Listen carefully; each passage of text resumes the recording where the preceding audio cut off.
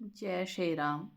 धर्म दर्पण के सभी श्रोताओं को आज मैं से श्री महाभागवत सुधा सागर शुरू कर रही हूँ और आप लोगों का सबका प्रेम और आशीर्वाद मिलता रहे आप सभी लोगों के लिए जिन्हें इसे पढ़ने का समय नहीं होता है, उन सभी के लिए श्रीमद् भागवत मैं हिंदी में लेकर आ रही हूँ। रामचरितमानस पढ़ने के बाद आज से हम इसे शुरू कर रहे हैं और आप सभी एक बार प्रेम से बोलिए,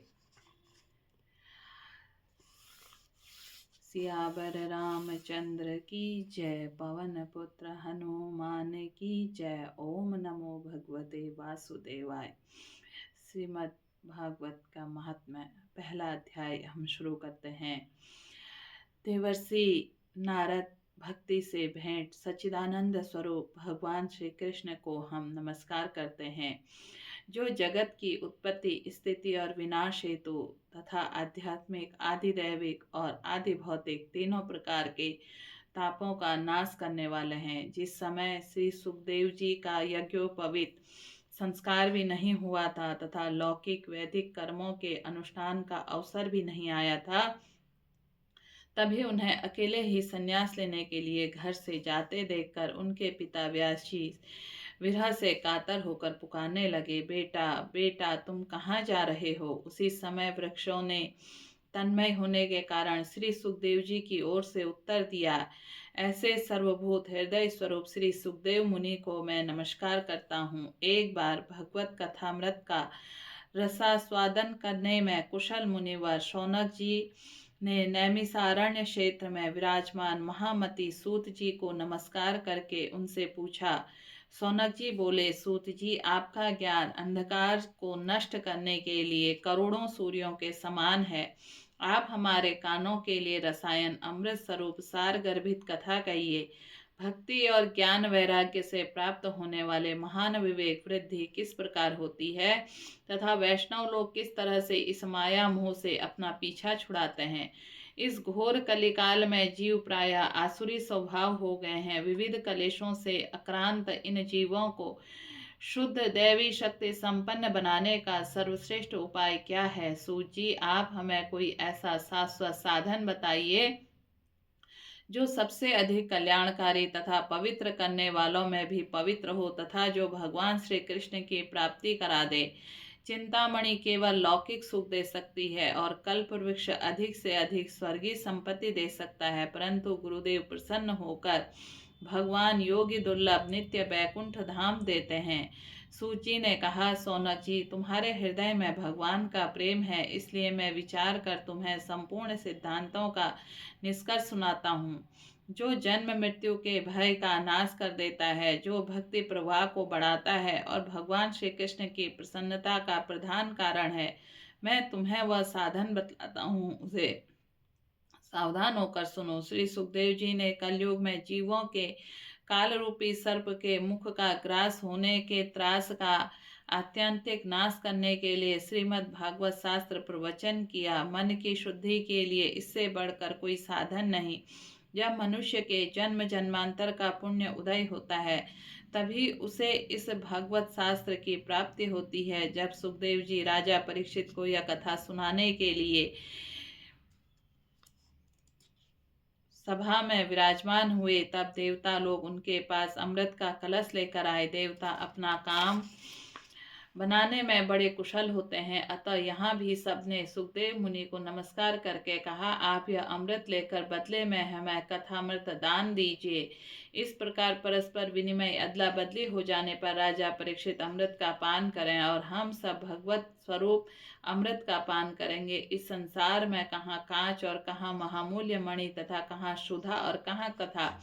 श्री सुखदेव जी ने यह सोचकर उस समय देवताओं की हंसी उड़ा दी, जिन्हें भक्ति शून्य कथा अनाधिकारी जानकर कथामृत का दान नहीं किया। इस प्रकार वह श्रीमद् भागवत कथा के देवताएं भी दुर्लभ है। पूर्व काल में श्री भागवत के श्रवण से ही राजा परीक्षित की मुक्ति देखकर ब्रह्मा जी को भी बड़ा आश्चर्य हुआ। उन्होंने सत्यलोक में तराजू बांधकर सब साधनों को तोला, अन्य सभी साधन तोल में हल्के पड़ गए। अपने महत्व के कारण भागवत ही सबसे भारी रहा। यह देखकर सभी ऋषियों ने बड़ा विस्मय हुआ। उन्होंने कलयुग में इस भगवत रूप भागवत शास्त्र को पढ़ने सुनने तत्काल मोक्ष देने का निश्चय किया।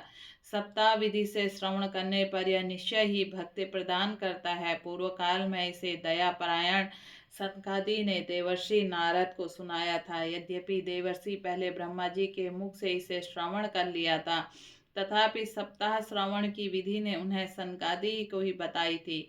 सौनक जी ने पूछा, संसारिक प्रपंच से मुक्त एवं विचरणशील नारद जी का सनकादि के साथ संयोग हुआ और विधि विधान के श्रवण में उनकी प्रीति कैसे हुई? सूत जी ने कहा, अब मैं तुम्हें भक्तिपूर्ण वह कथा सुनाता हूँ जो श्री सुखदेव जी ने मुझे अपना अनन्य शिष्य जानकर एकांत में सुनाया था। एक दिन विशालपुरी में चारों निर्मल ऋषि सत्संग के लिए आए। वहां उन्होंने नारद जी को देखा। सनकादि ने पूछा, ब्राह्मण, आपका मुख उदास क्यों हो रहा है? आप चिंतानुत्तुर कैसे हैं? इतनी जल्दी जल्दी आप कहाँ जा रहे हैं और आपका आगमन कहाँ से हो रहा है? इस समय तो आप उस पुरुष के समान व्याकुल जान पड़ते हैं जिसका सारा धन लूट गया हो। आप जैसे आसक्ति रहित पुरुषों के लिए यह उचित नहीं है। इसका कारण बताइए। नारद जी ने कहा, मैं सर्वोत्तम लोक समझकर पृथ्वी में आया था। यहाँ पुष्कर, प्रयाग, काशी, गोदावरी, नासिक, हरिद्वार, कुरुक्षेत्र, श्रीरंग, सेतुबंध आदि कई तीर्थों में इधर उधर विचरता रहा, किंतु मुझे कहीं भी मन को संतोष देने वाली शांति नहीं मिली। इस समय अधर्म के सहायक कलयुग ने सारी पृथ्वी को पीड़ित कर रखा है। अब यहाँ सत्य, तप, शौच, बाहर भीतर की पवित्रता, दया, दान आदि कुछ भी नहीं है। बेचारे जीव केवल अपना पेट पालने में लगे हुए हैं। वे असत्यभाषी, आलसी, मंदबुद्धि, भाग्यहीन, उपद्रवग्रस्त हो गए हैं।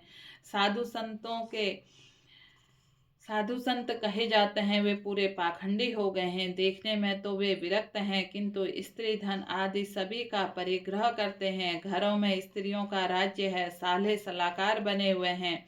लोभ से लोग कन्या विक्रय करते हैं और स्त्री पुरुषों में कलह मचा रहता है।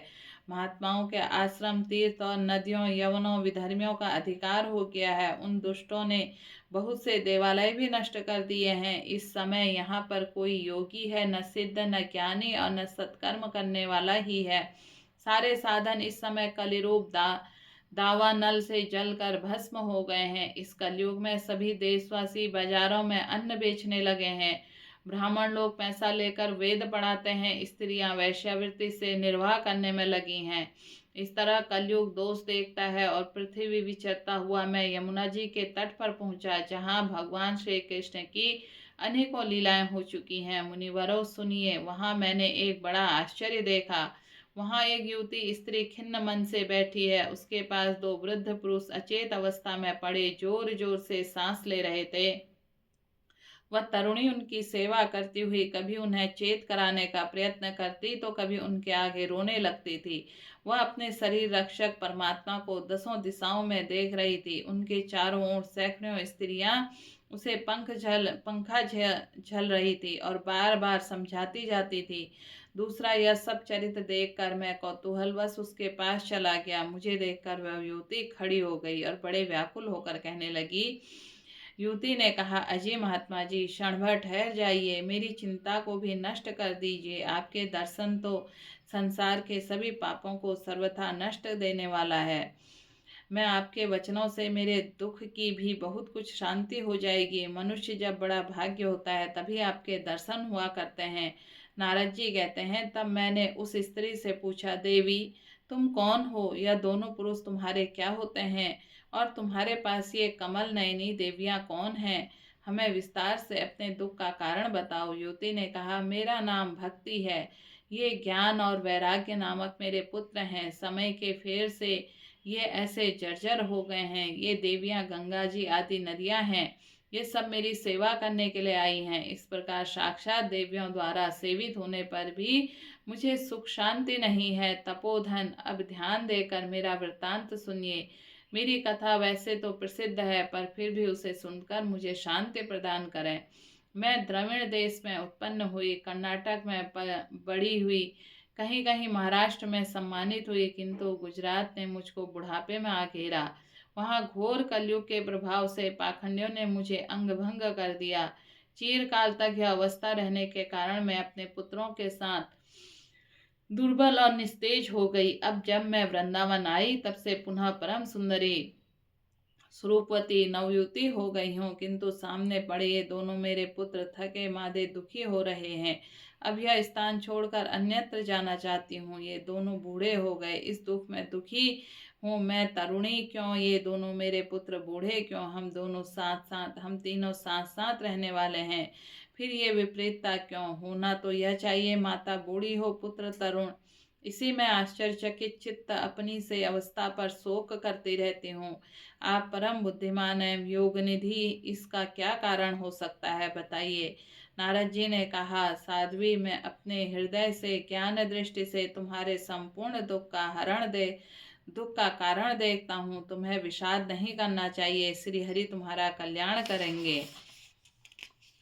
सूत जी कहते हैं, मुनिवर, नारद जी एक क्षण में उसका कारण जानकर कहा। नारद जी ने कहा, देवी, सावधान होकर सुनो, यह दारुण कलयुग है। इसी समय सदाचार, योग मार्ग, तप आदि सभी लुप्त हो गए हैं। लोग सट्टा दुष्कर्म लगकर अघासुर बन रहे हैं। संसार में जहाँ देखो वहीं सत्पुरुष दुख से मलान है, दुष्ट सुखी हो रहे हैं।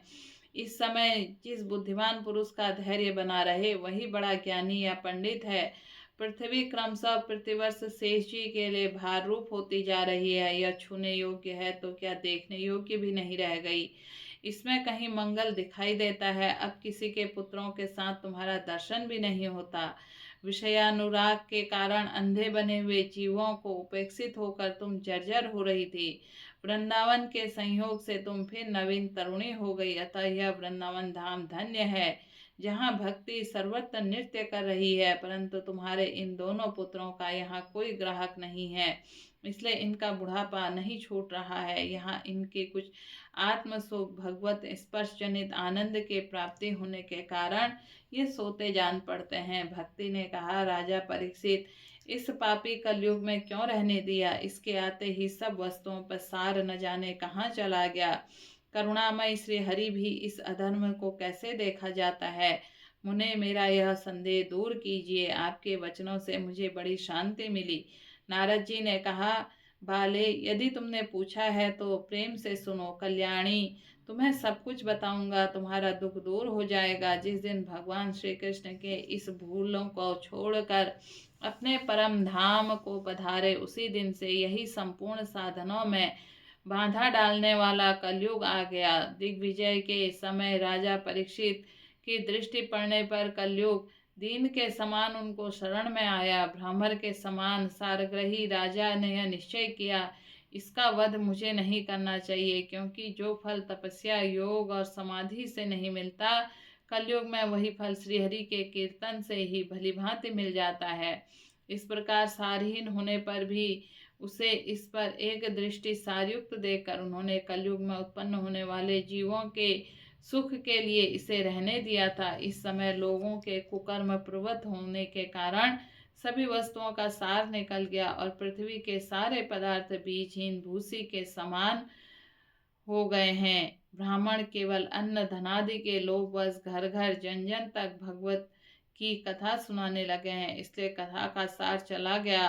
तीर्थों में नाना प्रकार के अत्यंत घोर कर्म करने वाले नास्तिक और नारकी पुरुष भी रहने लगे हैं, इसलिए तीर्थों का प्रभाव भी जाता रहा।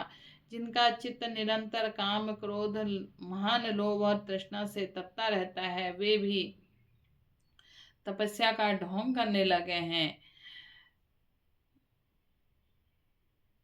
इसलिए तप का भी सारा निकल गया। मन पर काबू न होने के कारण तथा लोभ, दंभ और पाखंड आश्रय लेने के कारण एवं शास्त्र अभ्यास न करने से ध्यान योग फल मिट गया। पंडितों की यह दशा अपने स्त्रियों तथा भैंसों के साथ रमण करते हैं, उनमें संतान पैदा करने की कुशलता पाई जाती है। मुक्ति साधन में यह सर्वथा अकुशल है। संप्रदायानुसार प्राप्त हुए वैष्णवता भी देखने में नहीं आती। इस प्रकार जगह जगह सभी वस्तुओं का सार लुप्त हो गया। यह तो इस युग का स्वभाव है, इसमें किसी का दोष नहीं। इसी से पुंडरीकाक्ष भगवान बहुत समीप रहते हैं, यह सब सह रहे हैं। सूची कहते हैं, सौनक जी, इस प्रकार देवर्षि नारद के वचन सुनकर भक्ति का भाव बड़ा आश्चर्य हुआ। फिर उसने जो कुछ भी कहा उसे सुनिए। भक्ति ने कहा, देवर्षि आप धन्य हैं, मेरा बड़ा सौभाग्य है जो आपका समागम हुआ। संसार में साधुओं का दर्शन ही समस्त सिद्धियों का परम कारण है। आपका केवल एक बार उपदेश धारण करके कयाधु कुमार प्रहलाद माया पर विजय प्राप्त कर ली थी। ध्रुव भी आपकी कृपा से ध्रुव पद प्राप्त हो गया था। आप सर्वमंगलमय साक्षात ब्रह्मा जी के पुत्र हैं, मैं आपको नमस्कार करती हूँ। प्रेम से बोलिए सियावर रामचंद्र की जय, पवन पुत्र हनुमान की जय। नारायण नारायण नारायण।